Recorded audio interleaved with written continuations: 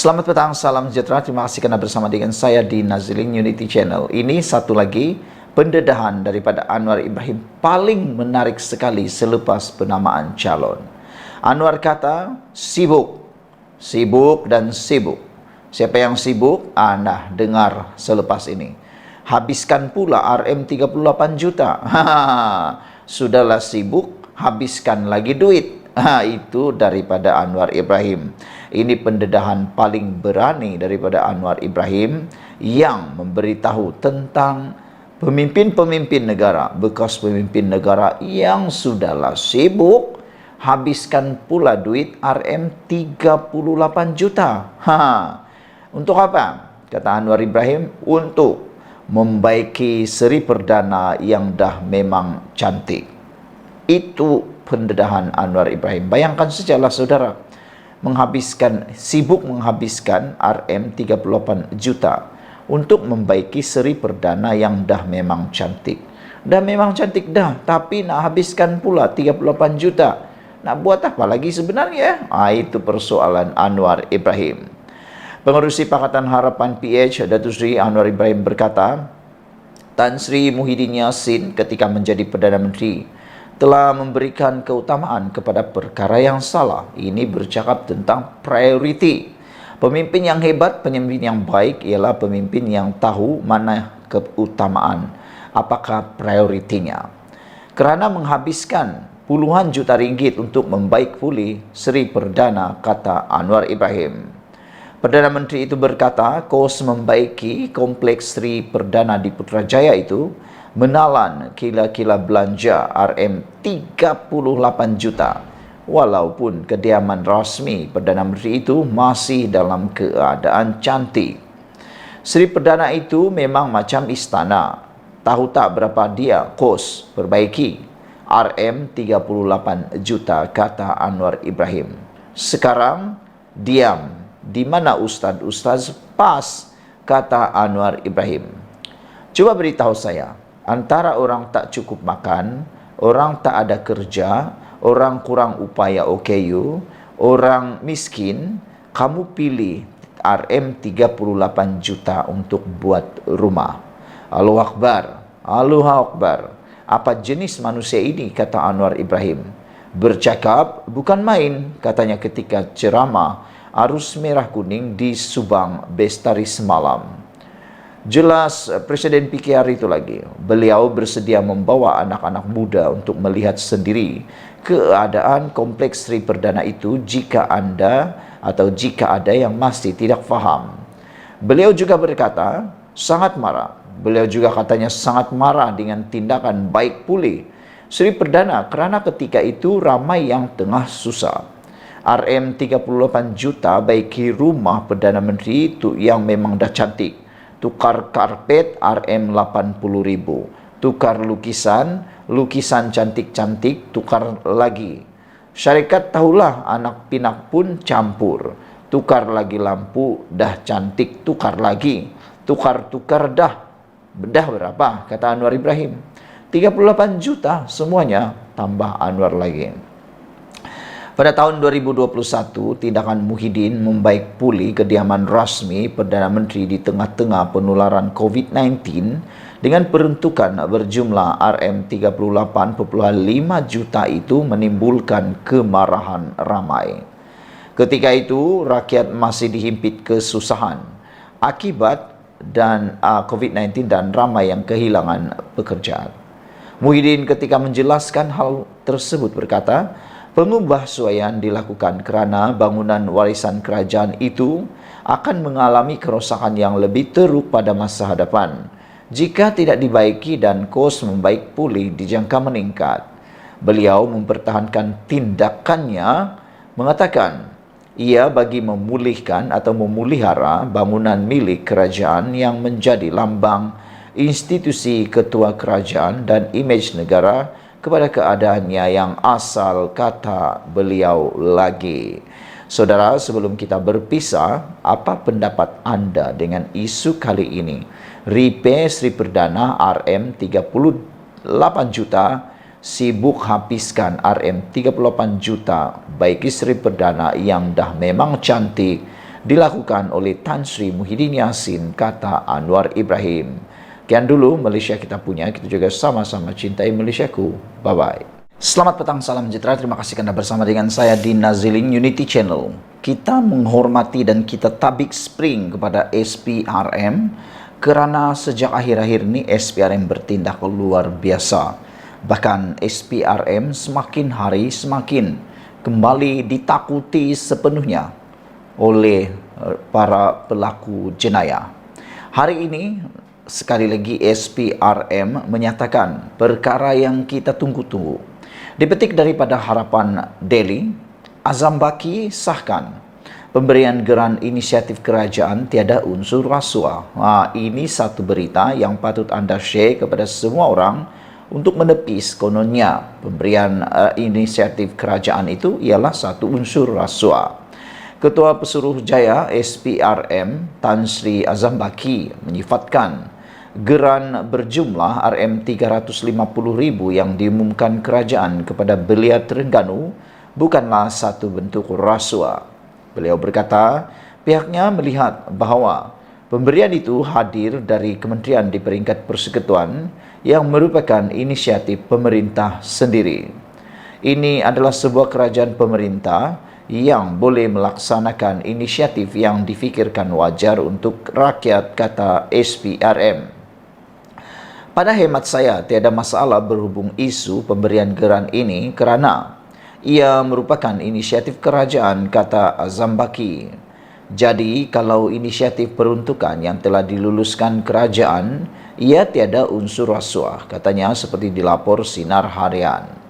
Terdahulu, Timbalan Perdana Menteri Datuk Seri Ahmad Zaid Hamidi mengumumkan pemberian geran berjumlah RM100,000 kepada Persatuan Belia Gabungan Lembaga Kemajuan Terengganu Tengah ke Tengah, selain peruntukan sebanyak RM250,000 untuk Majlis Belia Malaysia Terengganu. Sehubungan itu, diumum wakili Kementerian Kemajuan Desa dan Wilayah KKDW bagi tujuan pembangunan aktiviti golongan itu di Terengganu. Pengumuman itu disampaikan Ahmad Zaid Hamidi sempena semasa Himpunan Belia Lestari Generasi Unggul sempena program Sentuhan Kasih Desa di Bandar Al-Muqtafi Bilal Shah, Terengganu. Pengumuman Zaid itu kemudiannya mengundang pelbagai kritikan kerana dia diumumkan jua lalu sehari sebelum penamaan calon berlangsung semalam.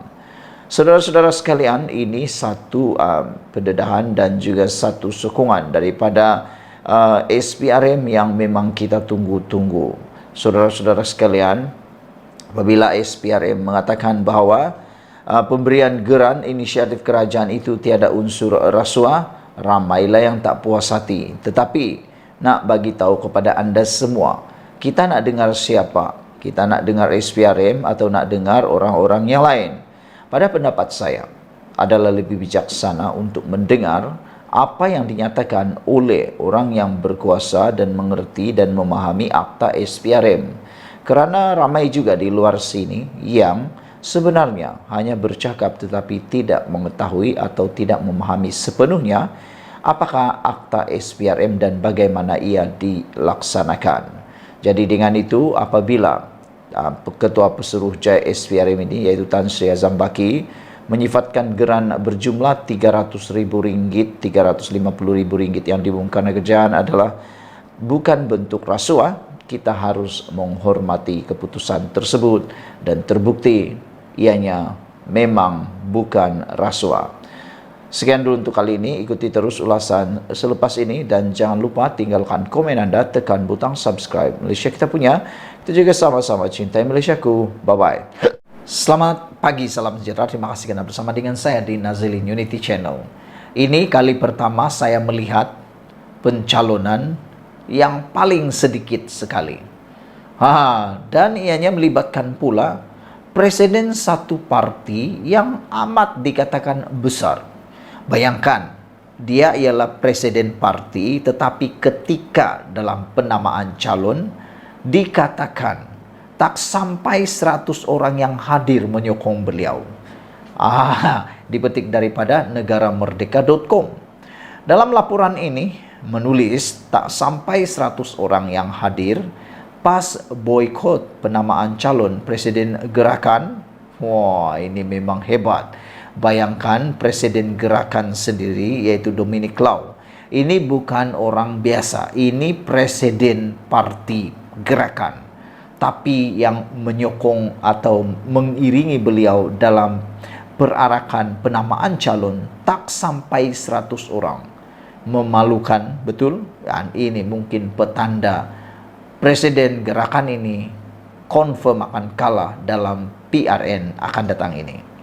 Sebagaimana dijangka, proses penamaan calon Perikatan Nasional PN bagi kerusi Dewan Undangan Negeri Dun Bayan Lepas seolah-olah diboikot apabila tiada langsung kelibat pimpinan PAS yang hadir memberi sokongan kepada calon mereka, yaitu Datuk Dr. Dominic Lau Ho Chai. Ia dipercayai susulan konflik yang berlaku berhubung isu calon yang diputuskan Majlis Presiden PN yang menamakan presiden gerakan itu untuk bertanding di kerusi tersebut. Sehingga ada netizen, ada penganalisis politik menyebut ini ialah kesilapan terbesar Majlis Presiden PN, kesilapan terbesar pengerusi Perikatan Nasional yaitu Muhyiddin Yassin apabila membiarkan isu ini, kata mereka. Adakah ini petunjuk bahawa ianya akan melarat dan melarat dan melarat dan melarat sehingga akan membuat kekalahan teruk kepada Perikatan Nasional? Di kerusi tersebut, Dominic bakal berdepan dengan penyandangnya Azrul Mahathir Aziz dari Pakatan Harapan. Terdahulu, Dominic yang tiba di pusat penamaan calon di Dewan Bukit Belah, Teluk Kumbar kira-kira jam 8.50 pagi ditemani kurang daripada 100 penyokongnya. Meskipun kelihatan hambar, para penyokong tetap bersemangat melaungkan Perikatan Nasional jom kali dan hidup Dominic ketika mengiringi calon berkenan Dominic memasuki Dewan. Sementara itu, sekitar 300 penyokong Pakatan Harapan PH pula mengiringi calon mereka Azrul Mahathir Aziz sambil berselawat serta laungan Penang Elok Dah. Media sebelum ini melaporkan timbul konflik membabitkan kerusi Dun Bayan Lepas apabila PAS Dun Bayan Lepas menyuarakan ketidakpuasan hati susulan hasrat Dominic untuk bertanding di kerusi berkenan. Mereka mengancam untuk memboikot proses penamaan calon sekiranya Dominic masih berkeras untuk bertanding di kerusi berkenan. Meletakkan Dominic di kerusi yang majoritinya orang Melayu mengundang risiko buat PN untuk memenangi PRN selepas pencalonan presiden gerakan itu dibantah majoriti ahli PAS. Terdapat 3 dun di bawah Parlimen Balik Pulau iaitu Bayan Lepas, Pulau Betung dan Teluk Bahang. Gerakan Pulau Pinang akan bertanding 19 kerusi daripada 40 kerusi di bawah gabungan PN, sementara PAS akan bertanding 10 kerusi, manakala Bersatu akan bertanding 11 kerusi. Pada pilihan raya umum ke-14 yang lalu, Azrul dari Parti Amanah menang dengan majoriti 5,245 menewaskan Cikgu Rusli Hashim dari Barisan Nasional dan Zarina Sinta Madar dari PAS. Sekian dulu untuk kali ini. Jangan lupa tinggalkan komen Anda, tekan butang subscribe. Kita jumpa lagi. Bye-bye. Selamat pagi, salam sejahtera. Terima kasih kerana bersama dengan saya di Nazilin Unity Channel. Proklamasi orang Melayu pecat Ketua Mobilisasi Negeri Sembilan kerana tanding bebas. Wah, ini memang hebat lah kan. Belum lagi apa-apa, proklamasi Melayu telah pun memecat, memecat lah. Awal lagi belum apa-apa kuasa, belum ada apa-apa kuasa, proklamasi Melayu mula dah memecat orang. Proklamasi orang Melayu memecat Ketua Mobilisasi Negeri Sembilan Hafiz Baharudin yang bertanding di Dun Sikamat sebagai calon bebas. Kami memandang serius pendirian beliau untuk bertanding sebagai calon bebas dan menentang calon Perikatan Nasional PN, kata pengerusi jawatan kuasa Mobilisasi Proklamasi Orang Melayu Khairuddin Abu Hassan. Katanya, kumpulan itu kecewa dengan tindakan Hafiz yang tidak mematuhi arahan pengasas Proklamasi Orang Melayu Dr. Mahathir Mohamad supaya menyokong calon PN dalam PRN itu. Makna kata ada dalam kalangan ahli proklamasi Melayu yang turut tidak berpuas hati dengan ketua mereka, yaitu Dr. Mahathir Mohamad.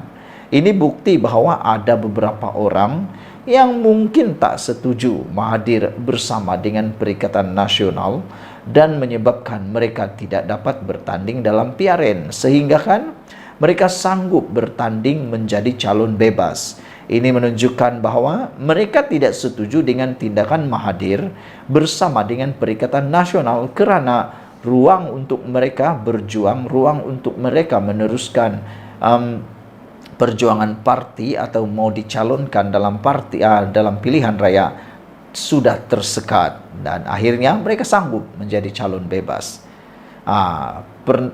Pada pendapat saya, soalan saya ialah, adakah ini adalah permulaannya proklamasi orang Melayu itu menuju kepada kehancuran? Kerana kalau orang kata, kalau ada satu yang mulakan, yang lain juga mungkin ada. Kalau ada seorang yang tidak bersetuju ataupun tak berpuas hati, pasti ada yang lain juga, kata mereka lagi. Khairuddin juga mengumumkan Jani Ismail kini dilantik sebagai Ketua Mobilisasi Negeri Sembilan yang baru berkuat kuasa serta-merta. Beberapa pemimpin Bersatu dan PAS termasuk Presiden Abdul Hadi Awang menandatangani proklamasi orang Melayu atas kapasiti peribadi.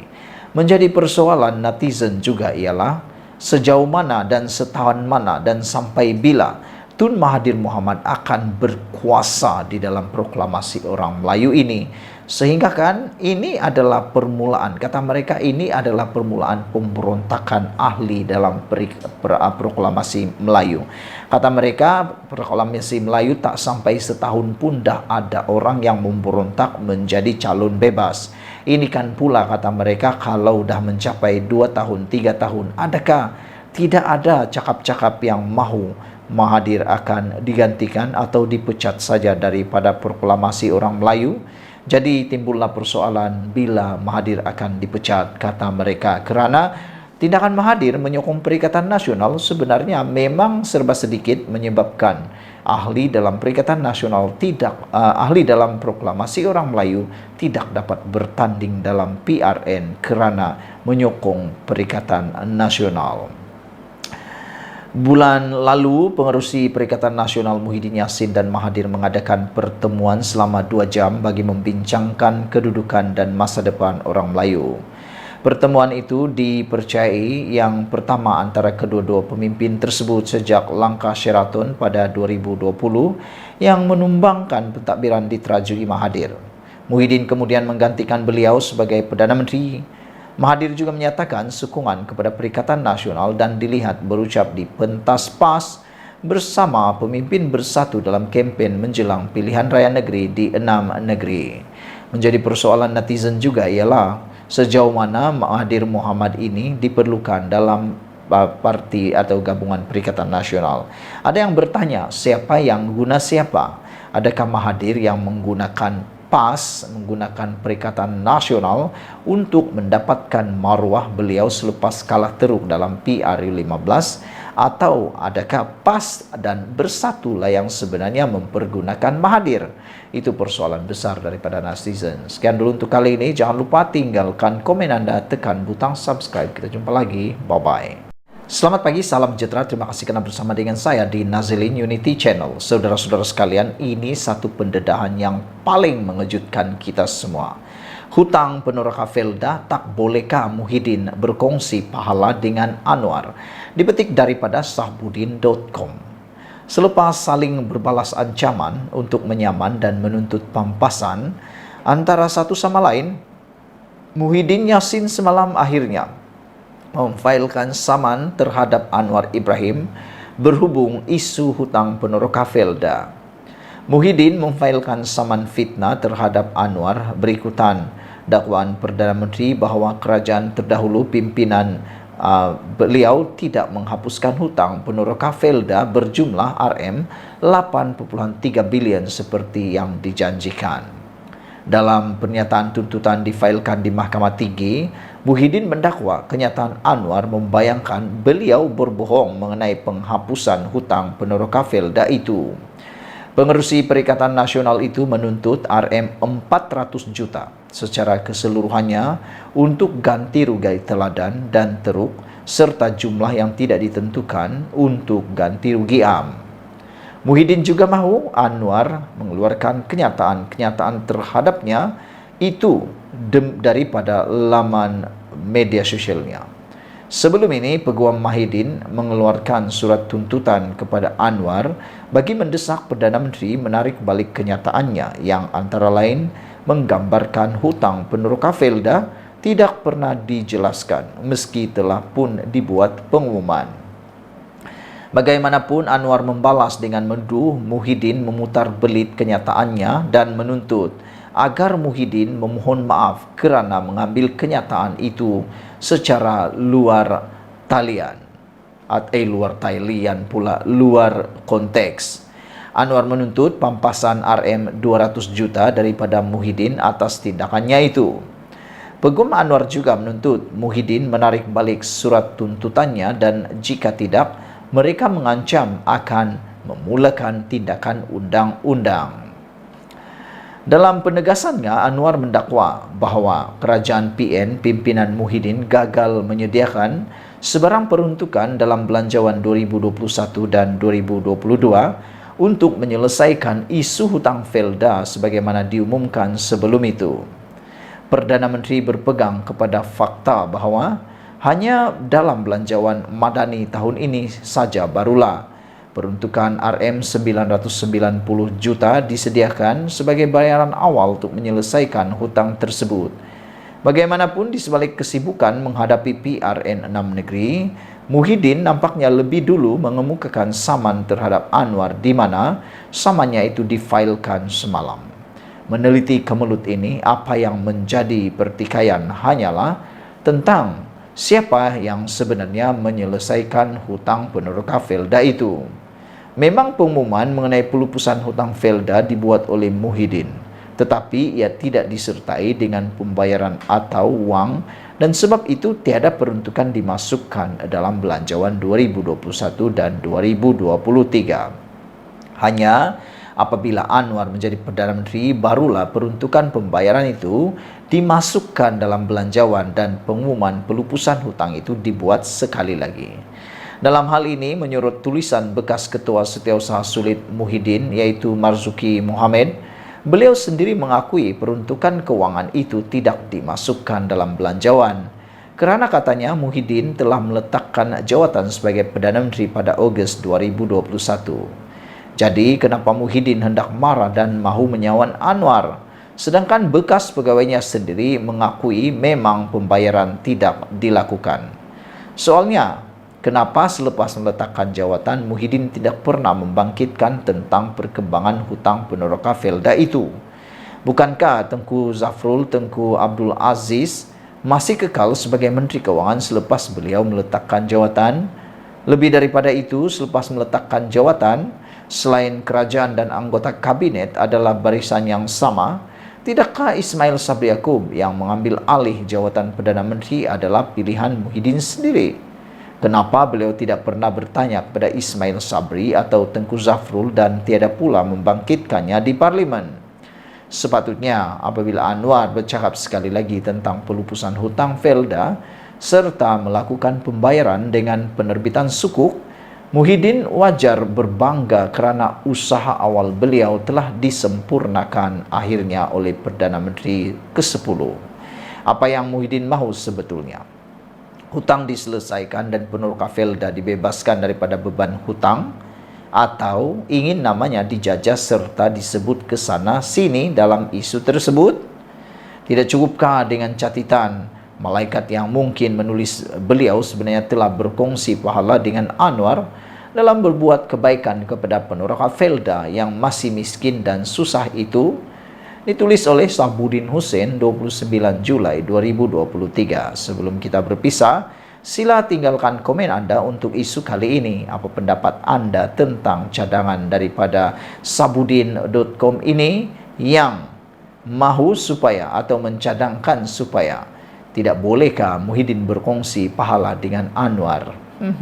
Kita jumpa lagi. Bye-bye.